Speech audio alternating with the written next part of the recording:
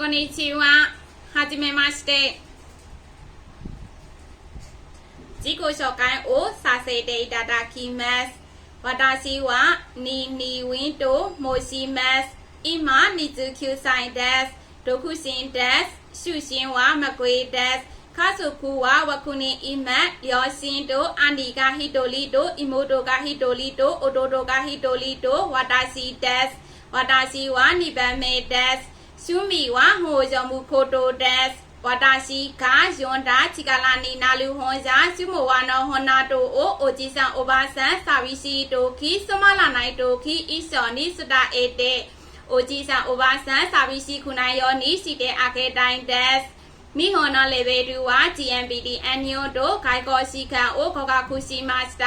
今は N3 を続けて勉強しています。